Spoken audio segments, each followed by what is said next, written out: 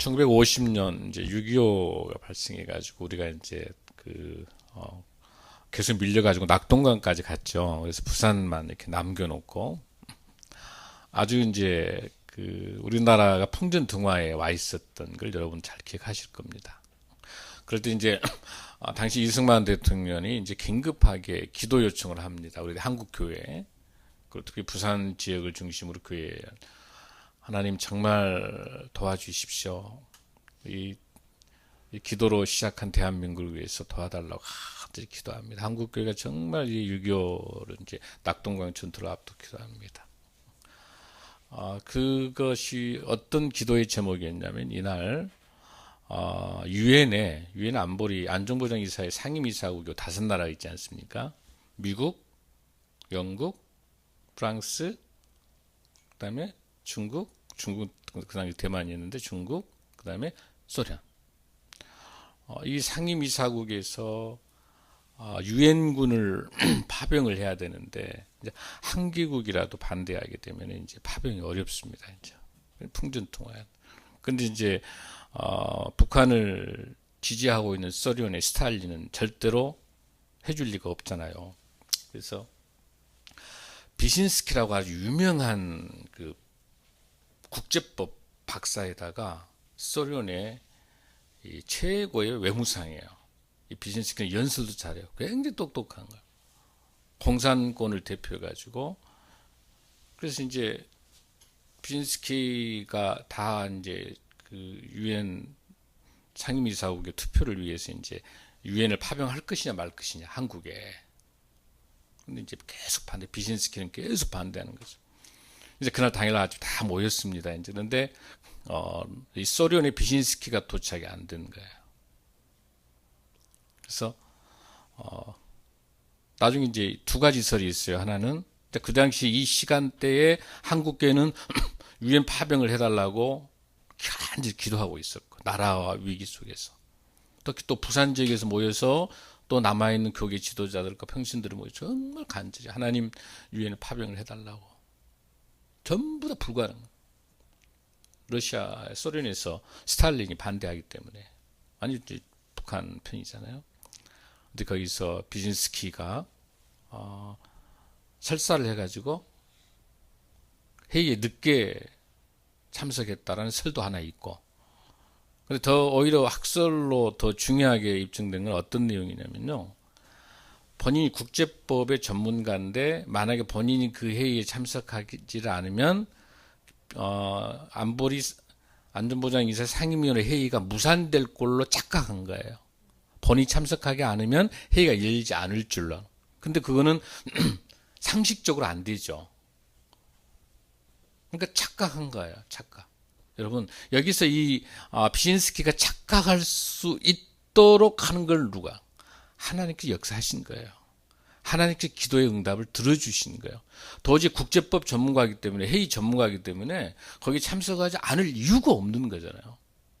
왜? 반대하기 위해서 소련의 지령을 받고 왔기 때문에 외무상이기 때문에 비신스키가 도저히 상식적으로는 그러나 하나님께서 우리의 기도를 들어주셔서 안전보장이사회에서 거기서 만장일치로 통과가 돼가지고 비상임 국가 포함해가지고 11개국에서 9개 국가가 찬성하고 2개 기권인데 어디가? 소련이 기권으로 정리가 돼서 유엔이 파병돼서 유엔 연합사가 올 수 있었던 거는.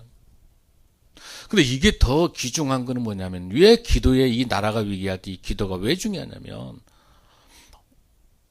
원래 우리 남한 정부는 한반도에서 합법적인 정부가 아니었기 때문에 1948년도에 거기에서 장면 총리하고 그다음에 여러분이 잘 아는 조병국 박사 있잖아요. 정일영 박사, 모윤숙 씨, 김환란 이런 지도자들을 그 당시에는 유엔이 1950년대 이후에 뉴욕에서 유엔 본부가 만들어지 그 전에는 돌아다니면서 유엔청을 했어요. 프랑스에 보면은 거기에 있는 샤용이라고 하는 국립극장에서 했는데 바로 그것이 3차 회의였어요. 다 반대했어요. 여기도 마찬가지로 비신스키가 필리버스터링을 한 거야. 한반도를 인정하면 안 된다고 하면서 계속해서 이 사람 한 번 연설하게 되면 워낙 똑똑하니까 연설 잘하니까 3시간 4시간 가는 거야. 그러니까 공산권에서는 한반도를 인정해 주지 않는다. 남한만이 투표에 의해 가지고 정부수는 대한민국 건급 한반도 건급을 건립을 인정하지 않는다기 위해서 계속 유엔 가입을 반대하는 거예요. 필리버스터링 한 거죠. 연설하면서. 그런데 딱 15분 하다가 비신스키가 목이 거린 거예요. 그때 그걸 기도하고 있어요. 15분 정도. 이해가 안 되는. 나중에 알고 보니까 성대 결절이 온 거예요. 이해가 안 되는 거예요. 역사적으로. 그 틈을 타서 바로 상정한 거예요. 남한만의 정부를 국제사회에서 인정해달라고. 근데 그 전에 어떤 사건이 있었냐면, 비신스키가 이제 연설을 하면서 저기 조병국 박사가 있으니까 저기 미 제국주의의 앞잡이인 이승만의 앞잡이 개 같은 이승만의 개가 지금 앉아있다고 해요. 그러니까 조병국 박사가 딱 받아치는 거야, 영어로. 저기에 스탈린의 개 XX가 짓고 있다고. 그러니까 완전 개판된 거예요. 유엔 총회가. 그러면서 그렇게 진행을 하면서 이 비신스키가 갑자기 목이 이렇게 해서 거리는 순간에 바로 상정돼서 통과된 거예요. 이때 만약에 그러니까 이승만 박사가 얼마나 중요한 역할을 했어요. 기도하는 분이기 때문에. 물론 이승만 박사의 공과 사가 있어요. 그러나 기도하는 대통령의 그 간절한 기도와 온 국민들이 기도하는 가운데 그날 1948년도죠. 유엔에 가입을 하게 된 거예요. 그게 가입이 됐기 때문에 6.25 때 북한이 쳐들어온 거는 이 유엔에 가입되어 있는 남한 정부이기 때문에 유엔군이 참전할 수 있는 명분이 있었던 거예요. 여러분 놀라지 않습니까? 나는 이 근대사를 공부하면서 왜 우리가 역사를 알아야 되냐면 역사의 고비고비마다 나라의 위기 때마다 기도하는 하나님의 백성들이 한국교회와 기도하는 하나님께서 이 나라를 그래서 대한민국은 기도로 시작한 대한민국이라고 말할 수가 없습니다. 아멘. 주님의 은혜가 아니면 우리 대한민국 여기까지 올 수가 없습니다. 그렇지 않았으면 우리는 완전히 공산화가 되고 지금 대한민국은 있을 수가 없는 거예요. 하나님께서 도와주셨습니다. 아멘. 기도가 위대한 기도가 대한민국을 살린 줄로 믿습니다. 아멘. 여러분 그래서 그 프랑스 가면 에펠탑 가서 에펠탑만 사진 찍지 말고 에펠탑에 아주 좀 포토존이 보이는 그 샤오의 국립극장 쪽에 있는 그 역사의 유엔총회 3차 유엔총회에 걸린 그 국립극장 거기를 꼭 가서 사진을 찍어야 돼요. 여러분들. 프랑스 가시면 별로 동의를 안 하시는 것 같아요. 목사님 이야기 이해됐어요, 여러분들? 그 사요궁이라고 아주 유명한 궁이에요. 그러니까 에우세요 한번 따라하세요. 그 역사적인 현장. 사요궁. 프랑스. 그래서 프랑스가 굉장히 귀한 우리나라하고 귀한 관계가 있어요. 그래서 거기에서 우리 대한민국이 남한 정부가 인정돼서 유엔을 파병할 수 있었어요. 그래서 메가더를 중심으로 한 인천 상륙 작전 등 모든 전쟁들이 일어나서 하나님께서 역사하신 줄로 믿습니다. 오늘 우리가 본문에 보고 있는 방금 우리가 읽었던 이 솔로몬의 이 역사 속에서 이 솔로몬 왕궁이 이제 지어진 게 BC 946년이에요. BC 946년에 솔로몬이 다윗이 솔로몬 왕정만 백항목이라든지 돌 준비해 가지고 했지. 예루살렘 성전은 누가 지으라고 그랬어? 하나님께서 솔로몬 보고 지으라고 그랬죠. 솔로몬이 그 성전을 지을 때가 BC 946년이에요. 그럼 여러분 주보 한번 보세요. BC 946년이면 어느 정도 와 있어요, 여러분들? 솔로몬 나타나죠. 여러분 그 솔로몬에서 925년 옆에 946년을 한번 쓰고 난 다음에 줄을 쭉 그어 내려오면 역대하가 걸려 안 걸려요? 걸리죠. 우리가 오늘 본문 읽었던 본문이 어디예요, 지금? 역대하. 몇 장? 7장. 그러니까 이 역사적인 이 말씀이 쓰여졌던 역사적인 배경이 BC 946년 바로 이후니까 역대하에 해당되고 있죠. 여러분 이해되시죠? 이 역사적인 사건을 잘 여러분들이 보시고, 자, 그러면서 11절에 솔로몬이 여호와의 전과 왕궁 건축을 마치고, 건축 마쳤으니까 건축 기간이 7년 걸렸어요. 7년 거쳐서 건축을 다 마치고 난 다음에 솔로몬이 하나님께 기도하면, 하나님 감사합니다. 하나님 감사합니다. 하나님께 감사 기도드리니까 하늘에서 불이 확 내려와요. 그래서 재물을 사르고 여호와의 영광이 성전에 임합니다. 하나님께서 솔로몬의 기도를 들어주십니다. 아멘. 아멘. 그리고 그 재물을 불살랐다고 하는 것은 재물을 받아주셨다는 거예요. 자, 그러고 난 다음에 12절 한번 읽습니다. 시작. 밤에 여호와께서 솔로몬에 나타나사. 자, 밤에 이제 기도하니까 솔로몬에게 하나님께서 나타납니다. 나타나셔서 이르되 내가 이미 내 기도를 듣고, 이미 솔로몬의 기도를 들으셨다는 거예요.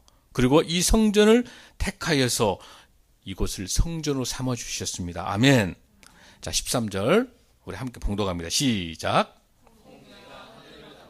비를 내리지 아니하거나 혹 메뚜기들에게 토산을 먹게 하거나 혹 전염병이 내 백성 가운데 유행하게 할 때, 자, 이게 땅의 문제입니다. 자, 이는 지금 이 솔로몬에게 여러분들 이 메시지를 전해주는 것은 하나님의 음성이 누구를 통해, 선지자를 통해 들리는, 에스라를 통해서 음성을 들려주시는 거예요. 선지자를 통해서 들려주시는데 바로 그곳에서 땅의 징조 3가지를 나타내주고 있습니다. 첫 번째, 생태계 문제예요. 생태계 문제. 그 뭐냐면 여러분, 가뭄, 기근, 지진, 태풍, 이런 대기오염 모든 문제는 무슨 문제예요? 생태계 문제예요. 여기 나타나고 있는 첫 번째 나타나는, 하늘을 닫고 비를 내리지 않는다. 비를 내리지 않는다고 하는 것은 땅의 문제 중에서 뭐예요? 생태계 문제를 주신 거예요. 하나님께서. 우리에게 있는 생태계 문제입니다. 두 번째, 메뚜기들이 토산을 먹는다는 건 뭐예요, 여러분들? 식량, 농사를 지었는데 메뚜기 와서 다 해충들이 먹어버린다는 거예요. 이게 무슨 문제는? 경제 문제예요. 경제 문제예요. 그래서 바로 여러분, 사업에 실패하는 거, 전쟁 같은 거, 그 다음에 테러, 이 문제, 여기 나타내는 메뚜기가 토산을 먹는다고 하는 게 전쟁을 말하는 것이고요. 또한 사업의 실패를 말하는 것이고요. 테러를 말하는 거예요, 여러분들. 그러니까 무슨 문제입니까? 경제 문제를 나타내는 거죠. 그 다음에 세 번째를 한번 볼까요? 자, 한번 읽습니다. 세 번째, 혹, 무엇이? 전염병이 내 백성 가운데 유행하게 할 때에, 자, 전염병이라 하는 건 무슨 문제? 질병 문제죠. 질병 문제 여러분 뭐예요? 신종플루, 메르스, 지금 징조가 보이고 있죠? 이런 것들, 모든 문제, 뭐 바이러스, 질병, 이런 문제들이 나타나. 하나님께서 정확하게 땅의 문제를 3가지를 들려주고 있는 게, 첫 번째 뭐예요, 여러분들? 첫 번째, 생태계 문제. 그러니까 앞으로 어떤 징조가 나타나는 걸 잘 보셔야 돼요. 생태계적으로서 먼저 가뭄, 기근, 지진, 태풍이 나타나는. 두 번째 무슨 문제? 경제 문제. 경제 문제는 뭡니까, 여러분들? 사업이 실패한다든지 전쟁이라든지 테러라든지 이런 것들. 세 번째는 무슨 문제예요? 질병 문제, 메르스, 바이러스, 신종플루라든지 이런 전염병 문제들. 그대로 하나님께서 예언하고 있어요. 그대로.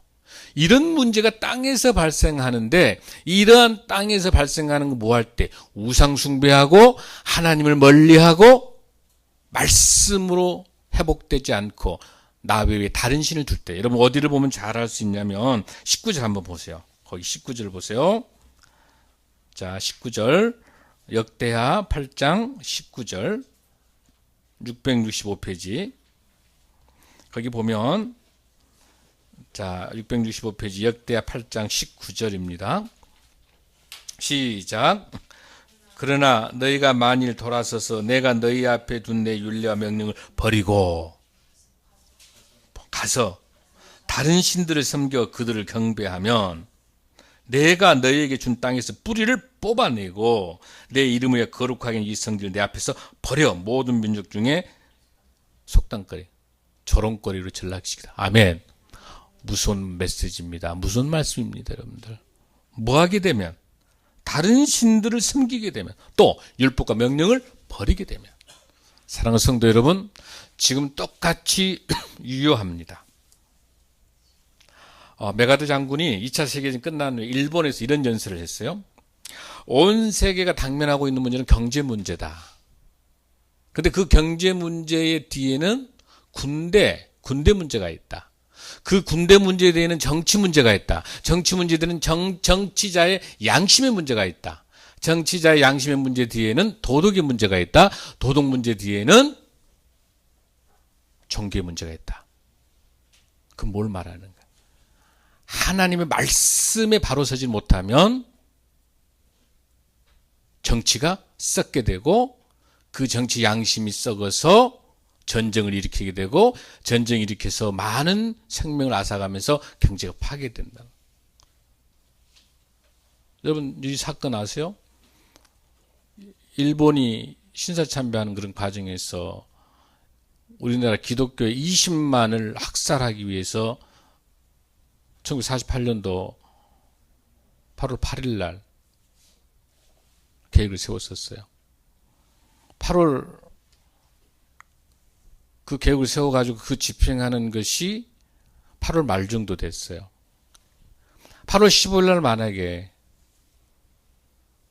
그 사건들이 없었으면, 광복이 되지 않았었으면 20만 학살 계획을 세웠던 거죠. 근데 그걸 그대로 히로시마 원자폭탄에서 20만의 일본에서 20만의 희생자가 생긴 거예요.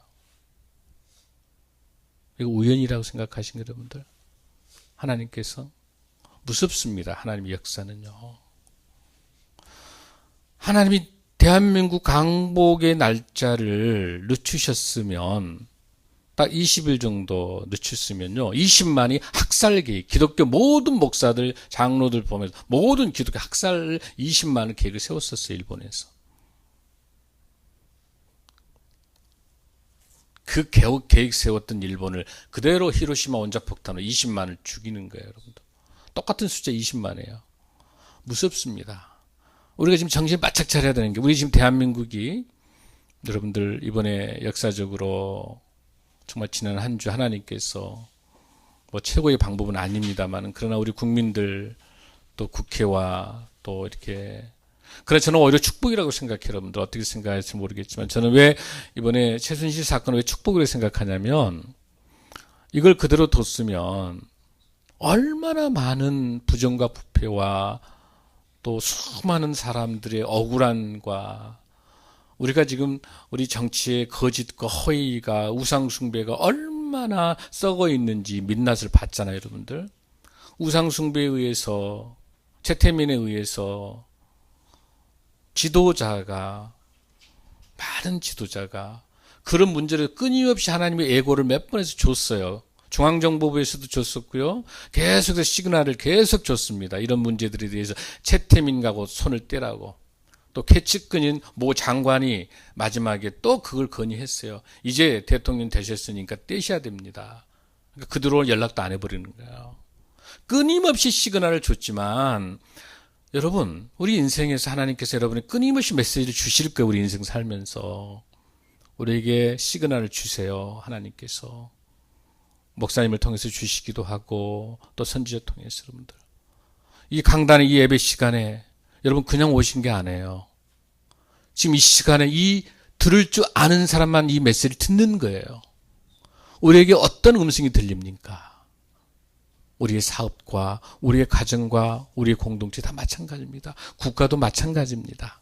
하나님이 그렇게까지 시그널을 주고 음성을 주심에도 불구하고 한국교회가 그걸 받아서 나단 선지자 역할을 해서 분명한 메시지를 했었어야 되는 거고, 또 지도자도 마찬가지로 그 음성을 믿는 사람들을 통해서 끊임없이 메시지를 주게 되면 지도자들이 그거를 깨우칠 수 있어야 되는데, 들을 줄 아는 사람만 듣는 거예요. 그러나 우리는 하나님이 세우신 대한민국이잖아요. 하나님 이 나라를 포기하지 않으십니다. 대한민국을 통해서 하나님께서 전 세계 열방을 향해서 복음을 전하는, 땅끝까지 복음을 전하는 귀한 사명을 주는 대한민국이기 때문에 하나님께 버리시지 않습니다. 단 조건이 있어요. 어떤 조건인가 한번 보세요. 자, 본문 한번 읽습니다. 14절 한번 우리 봉독합니다. 시작.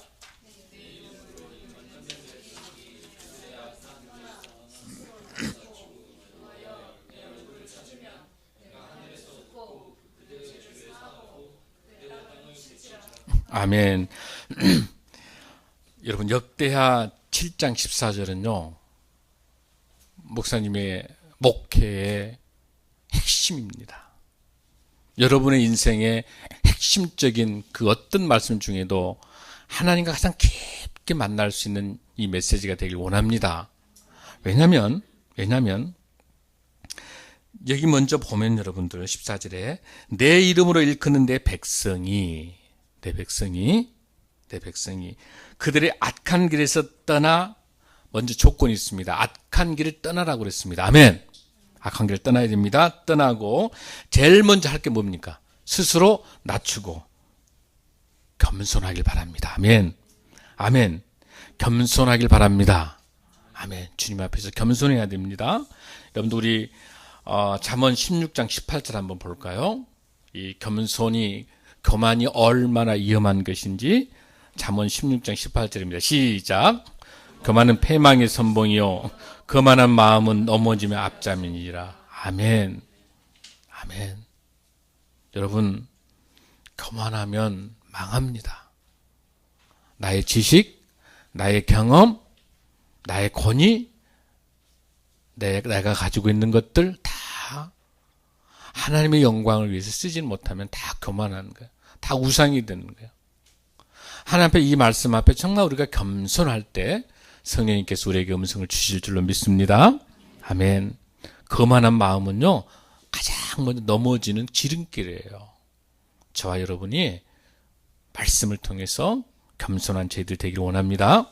잠언 22장 4절 한 번 더 봉독합니다. 시작. 잠언 22장 4절. 겸손과 여호와를 경외함의 보상은 재물과 영광과 생명이니라. 아멘. 여러분 겸손하시면 또 우리 여호와를 경외하게 되시면 어떤 선물을 주고 계셔요? 보상이 재물과 영광과 생명입니다. 더 귀한 것은 생명입니다. 아멘. 재물은 덤으로 주시는 거예요. 뭐 할 때? 겸손할 때. 저와 여러분이 정말 겸손하고 우리 여호와를 경외함으로 인해서 우리 주님 주신 귀한 보상, 재물과 영광과 생명의 보상을 받는 저희들 되게 간절히 소원합니다. 아멘. 아멘.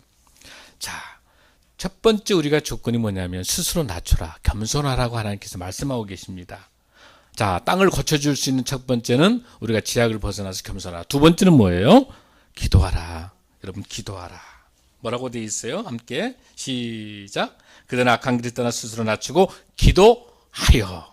여러분 기도가 얼마나 중요해요. 여러분 기도에 대해서 내가 특별히 강조 안 해도 여러분 잘 알죠. 우리 장로교, 청도교, 그러니까 청도교의 창시자라고 말할 수 있는 사람 누구예요, 여러분들? 존 낙스라고 하는 사람이 있어요. 존 낙스, 청교도의 창시자. 이 존 낙스는 어떤 사람이냐면 그 당시 캐톨릭이 엄청난 우상 숭배와 또 면죄부뿐만 아니라 수많은 부정과 부패들이 그러면서 교황의 권위 이런 그 문제점들을 지적을 하면서 오로지 성경만이 하나님 말씀만이 우리의 중심이라고 주장을 하면서 존 낙스는 말씀을 중심으로 성령으로 이 말씀을 통해서 주님께 가까이 갈 수 있다라고 하는 그 확신을 갖는 거예요. 그러면서 그 당시에 수많은 스코틀랜드 그 지역에 있는 그 메리 여왕이 피해 여왕이라고 그러는데 얼마나 많은 기독교인들 죽였는지 몰라요. 그래서 이제 단판을 칩니다. 존 낙스가.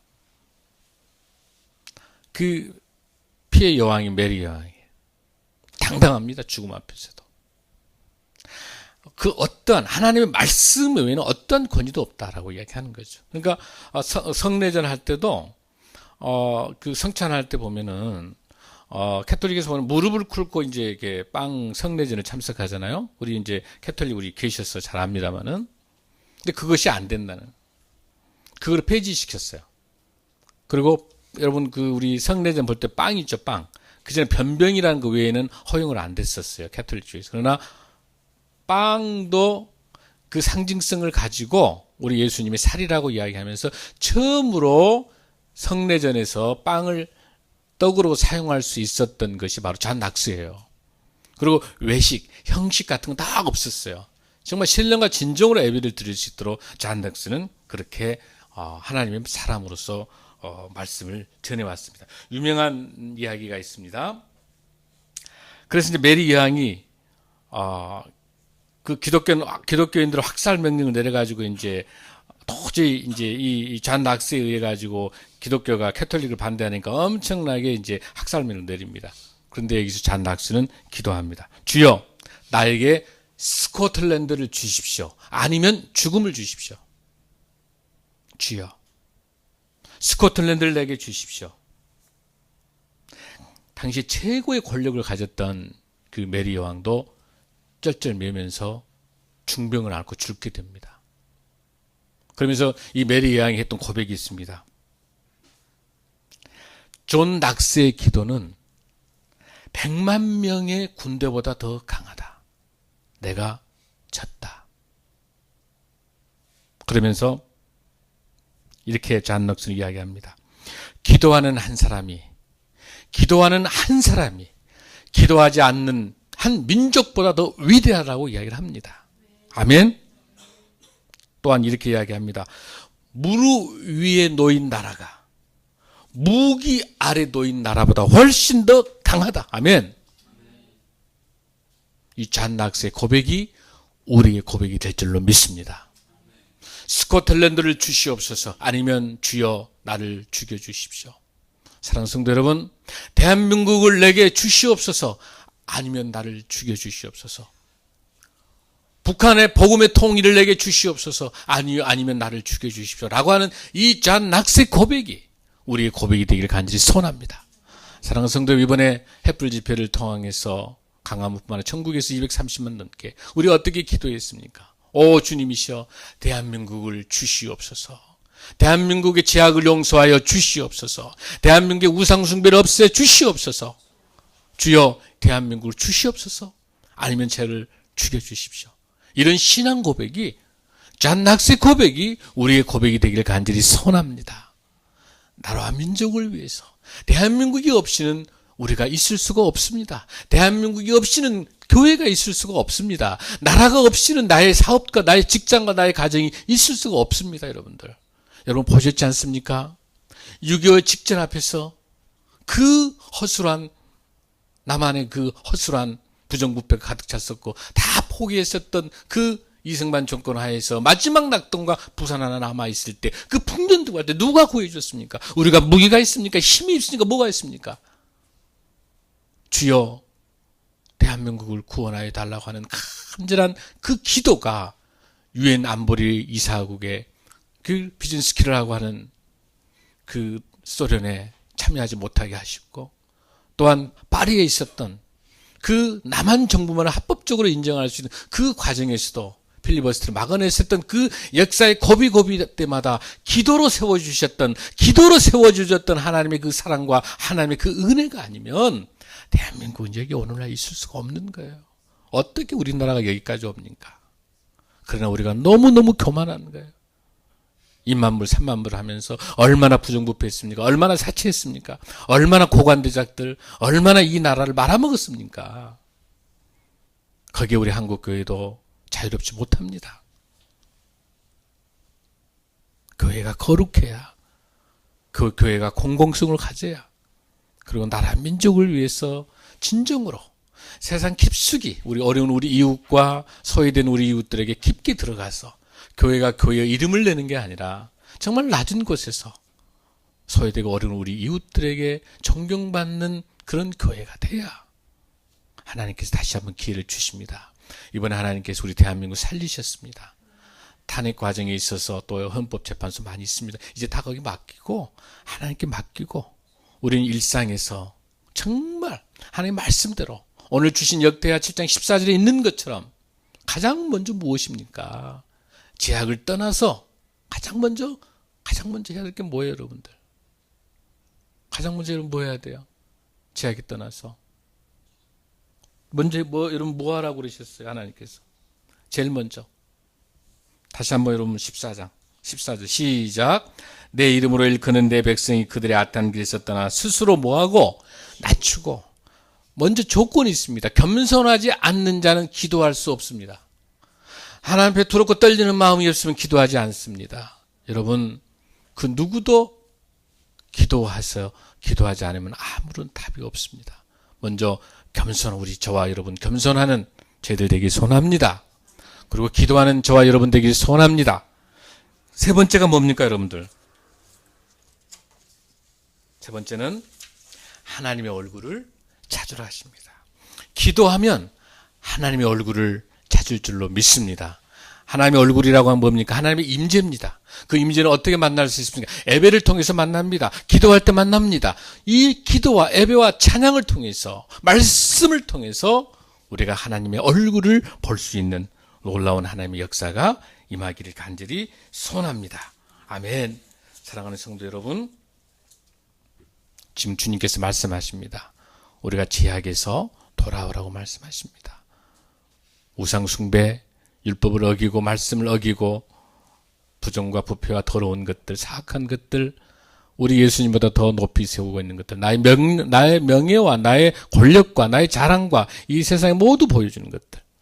이미 우리가 겸손하면 하나님이 주신다고 하셨는데도 불구하고 교만하니까 기도하지 않게 되고, 기도하지 않으니까 하나님과 관계가 멀어지게 되고, 하나님 관계가 멀어지게 되니까 하나님 모습을 볼 수 없는 거죠. 예레미야 25장 5절 말씀 한번 보겠습니다. 예레미야 25장 5절 말씀. 자, 함께 봉독합니다. 시작. 그가 이르시기를 너희는 각자의 악한 길과 악행을 버리고 돌아오라. 그리하면 나 여호와가 너희와 너희 조상들에게 영원부터 영원까지 준 그 땅에 살리라. 아멘. 아멘. 말씀하십니다. 악한 길과 악행을 버리고 돌아오라고 말씀하십니다. 지금 우리에게 말씀하십니다. 돌아오라. 그러면 뭐한다? 영원부터 영원까지 살 무엇을? 하나님이 주신 그 땅에 살리라. 아멘. 그 땅에 주님이 주신 땅이야만이 경제적인 문제가 없어지는 것이죠. 생태계 문제가 없어지는 것이죠. 또한 전염병 같은 거 없어지는 하나님이 주신 땅이 가능한 줄로 믿습니다. 아멘. 예레미야 26장 3절 말씀입니다. 우리 하나님께서 얼마나 우리를 사랑하고 계시는지 예레미야 26, 3절 시작. 그들이 듣고 혹시 그 악한 길에서 돌아오리라. 그리하면 내가 그들의 악행으로 말미암아 그들에게 재앙을 내리려 하던 뜻을 돌이키리라. 아멘. 여러분 놀랍습니다. 저는 말씀을 준비하면서 너무 놀라운 것은 하나님이 한 번 결정한 거 그대로 지키시잖아요. 그런데 어쩌면 그 죄악의 길에서 어쩌면 돌아오면 그 재앙을 내리려고 했던 하나님께서 뜻을 돌이키신다는 거. 아멘. 기도밖에 없습니다, 여러분들. 우리 주님 붙잡으시고요. 우리 주님 붙잡고 우리가 스스로 겸손하게 기도하고 악한 길에서 떠나면 주님께서 하나님이 원하시는 새하늘과 새 땅을 허락해 주실 줄 믿습니다. 우리 사랑 성도 여러분, 우리 희망이 있습니다. 여러분 지금 가정에 어려움도 있을 수 있습니다. 사업에 어려움도 있을 수 있습니다. 직장에 어려움도 있을 수 있어요. 뭔가 잘 안 풀릴 수도 있어요. 그러나 포기하지 마십시오. 정말 우리가 겸손하게 주님 붙잡고 기도할 때 우리가 악하지 않고 하나님의 공의와 정의대로 바르게 살려고 몸부림치면 하나님의 시간표 속에서 하나님께서 우리가 겸손할 때 뭘 주신다고 그랬어요? 재물과 영광과 생명을 주신다고 하셨습니다. 아멘. 여러분 이 어려운 과정들, 나라가 이렇게 어렵고 우리 경제도 쉽지 않습니다. 다 어렵습니다. 그러나 이럴 때 우리가 세미한 주님의 음성을 들을 수 있는 놀라운 축복의 시간이 된 줄로 믿습니다. 역사의 고비고비마다 우리가 함께 하신 우리 하나님, 우리 주님, 우리 대한민국 지켜주셨습니다. 대한민국 버리지 않습니다. 정말 하나님께서 다음에 좋은 지도자를 주시기 위해서 우리 기도해야 됩니다. 하나님 이 나라 민족을 위한 좋은 대통령과 좋은 지도를 주십시오. 정말 당리당략을 떠나고 나라 민족을 위해서 기도할 수 있는 정직한 지도자를 달라고 우리 기도하십시다. 하나님이 주실 줄로 믿습니다. 이제 다시 그리고 우리 한국교회가 정말 지금 주님 앞에 돌아와서 회개하고 정말 히스기야가 무릎 꿇고 기도하며 왕의 옷을 벗고 기도하고 회개하고 베옷을 찢으면서 눈물로 기도할 때 히스기야를 통해서 그 아수르를 물리쳤어요. 하나님이 허락하셨어요. 우리가 기도할 때마다 정직한 기도가 있을 때마다 하나님께서 역사하십니다. 아멘. 오늘 주신 본문처럼 우리 한 번 더 본문 우리 정말 이 말씀 생각하면서 이 말씀이 우리의 말씀 되도록 한 번 더 큰 소리로 봉독하면서 예배 설교 마치겠습니다. 시작. 내 이름으로 일컫는 내 백성이 그들의 악한 길에서 떠나 스스로 낮추고 기도하여 내 얼굴을 찾으면 내가 하늘에서 듣고 그들의 죄를 사하고 그들의 땅을 고칠지라. 아멘. 아멘. 이렇게 하면은 우리 죄도 사해 주시고 그들의 땅도 고쳐주신다고 하셨습니다. 우리 대한민국의 잘못을 하나님께서 용서해 주시고 대한민국을 고쳐주실 줄로 믿습니다. 아멘. 15절에 이제 이곳에서 하는 기도에 내가 눈을 들고 귀를 기울이라. 아멘. 주님께서 우리가 정직한 기도 하게 될 때 주님께서 이 기도에 주님께서 눈을 들어주시고 귀를 기울여 주신다 하셨습니다. 아멘. 고마우신 아버지 하나님의 이 귀한 뜻이 우리의 가정에, 우리의 삶에, 우리의 직장에, 이 대한민국에 하나님께서 함께 하실 줄로 믿습니다. 기도하겠습니다. 고마우신 아버지 하나님.